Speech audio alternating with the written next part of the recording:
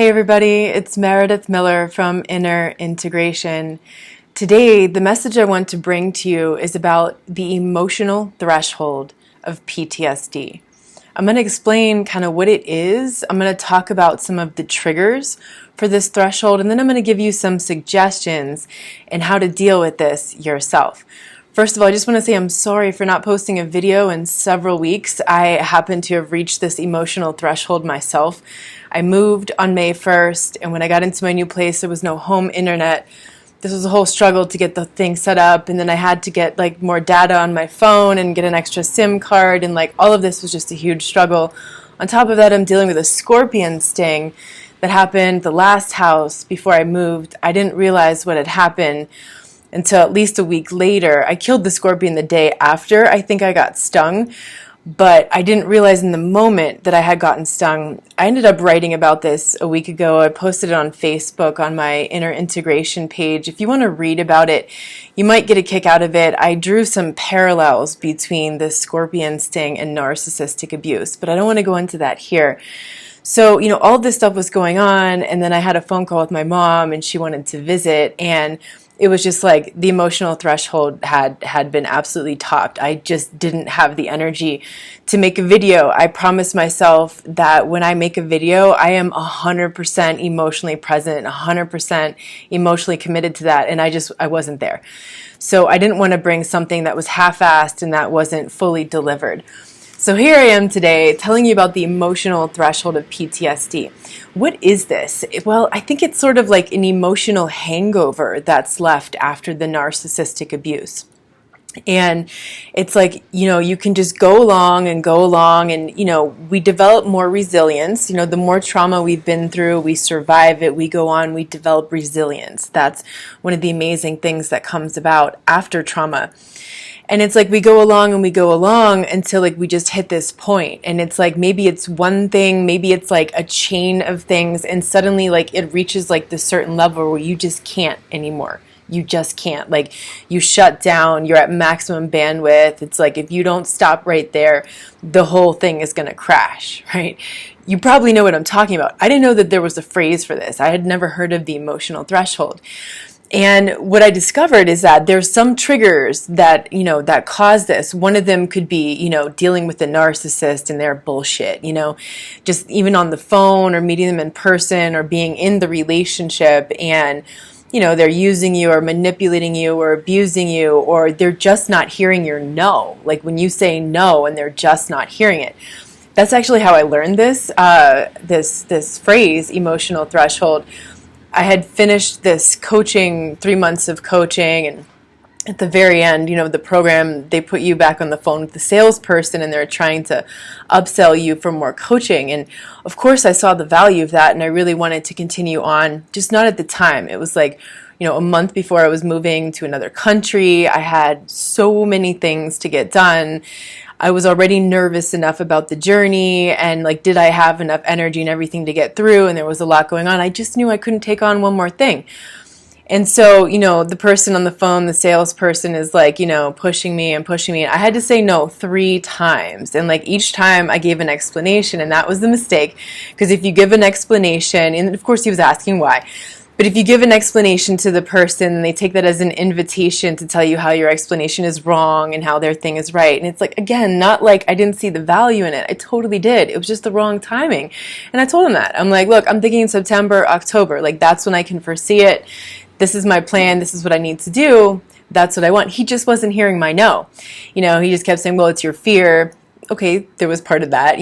It's your ego. Okay, fine. The fear is part of my ego. Sure. And then finally he said, I just really think that you're at the emotional threshold. And it was I just broke into tears. And I was wow, you're totally right. That's exactly the term. I'd never heard this term before. It's part of PTSD. I am at the emotional threshold. I was at the time before I was moving, I knew I couldn't take anything more. I knew that if I wanted to get done what I needed to get done, I couldn't put one more big thing on top of there.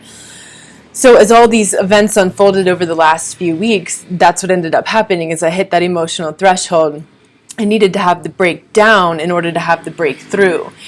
Sometimes like we just keep pushing and pushing and pushing through it, and we're like avoiding that breakdown. Like we just don't let ourselves have it. We're just like, no, I got to get this done. No, I got to do this thing. No, I got to get this done. And sometimes it's just better to lay down in bed and just let it happen. Like let yourself go deep into that breakdown so that you can break through and come back from the emotional threshold. So the triggers, right? Narcissists, the things they do, people not hearing your no, it doesn't have to be a narcissist, just people not hearing your boundary of no. What else can trigger this are like feelings of helplessness and powerlessness. Like you're just trying to get something done. It's totally out of your control. It's like the universe is just like not allowing you to do it. Like when all this was going on, my online scheduler, there was some crazy glitch with it. Like it like deleted my account or something. Like it was unreal, all of the different like synchronicities and things that came together, and it was all out of my control, and I just felt so helpless and powerless. It could be feelings of overwhelm, like you have the huge to-do list, a lot of things to do, and you just feel like incredibly overwhelmed. That can put you over the top. There's just too much to do. Or maybe you just feel defeated. Like you tried and you tried and you tried at something and you just couldn't succeed, and you just feel defeated. You hit that emotional threshold, you crashed, you broke down. So what do you do in these cases when you hit that emotional threshold, or when you're like feeling it coming on? Because now once you start to like pay attention to this, you're going to notice like as it's creeping in, you're going to know when it's coming before it gets there. Hopefully, once it happens, then you can like reverse engineer it and understand, oh yeah, that was that point where I should have just stopped, right? So here's my suggestions. One is literally step away. Like step away from whatever you're doing, whatever thing you're trying to get to work and it's not working. Like you're trying to put together a piece of furniture, or you're trying to solve something in customer support, just whatever, it's out of your control. Just step away, even if it's just for 5 minutes, even step away. I was talking to someone who has children the other day. We were talking about this topic, and I'm like, man, you got 3 kids. Like, I could barely take care of me when I go into this, and my dog. Like, how do you take care of 3 kids? So, if you're not single parenting, maybe you have a partner, maybe you at least have someone else in your life. If you are single parenting, maybe there's like a relative or a best friend or a cousin or a sibling, someone. And maybe you can have some kind of code with them, preferably if this is your partner, because that's someone who's there for you all the time, and you just tell them like, I need an hour. Like I need 1 hour of no kids, of nothing. I just need to be me for an hour in the room. I just need to go cry. I need to have a breakdown, and then I'm going to come back. Or I just need to go into the bathtub or something, take a hot shower, but something where you can set it up that somebody else can take over for you to take care of the kids, because you don't want to abandon the kids. Even though your intention isn't like the narcissist, what could end up happening is if you can't be there emotionally present and you can't take care of yourself, the children could still experience a form of abandonment. So set up some kind of support structure if possible, that someone you love and trust can take over for you for that hour or however long you need to step away from that. Number 2 is be fully present, and that involves breathing. Like just start breathing. It's like we think, oh yeah, I breathe all the time. Like of course I'm breathing, I'm alive. But no, we don't really focus on the breath sometimes like we need to. Like we think we are, but we're just not. And we're taking shallow breaths, maybe this deep. We're not really feeling the lungs. We're not feeling the belly expand and contract.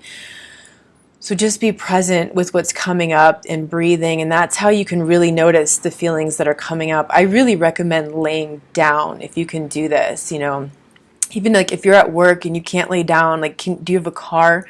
Can you go in your car? Can you put the seat back in the car?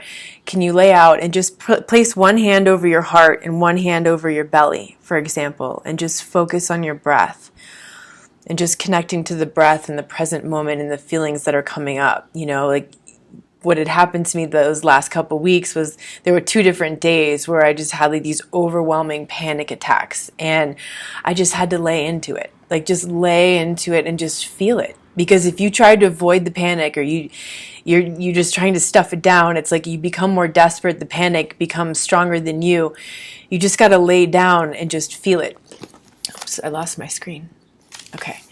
You just got to lay down and just feel it sometimes, so that it can totally come up.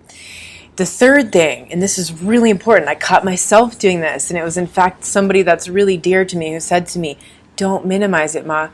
Like, when you minimize, when you invalidate yourself, what I was doing was like, I know it's not that bad. Like, I'm looking around, there's a person in a wheelchair and there's like really poor people who are struggling to get by. Like, I know my life isn't that bad. Why am I making it so hard? And she was like, don't invalidate yourself. It doesn't matter right now. What matters is what you feel. That's what's real, all through your life, even in childhood, you were invalidated. Your struggle was minimized. Your pain was minimized. You were taught to stuff down the pain, to not really feel it, because you weren't allowed to express that, So don't minimize, don't invalidate. You've had enough of that. It's time to be there for yourself and to be present. So this is how I recommend dealing with the emotional threshold when you feel it. Like, try to notice it when it's coming on, because there's definitely those signs.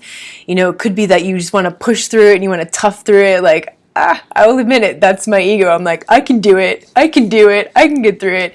And then I end up flatlined, in the breakdown. So, when you feel the breakdown coming on though, and it's like, you just feel like it's inevitable, you have to let it happen. Go lay down, take some time alone. Allow yourself to go into that breakdown, just cry it out, allow the tears to come, ride out the storm, maybe take a really hot shower. I like to do that sometimes too. You might want to cry when you're in the shower, take a nice brisk walk, like walk like you're running late.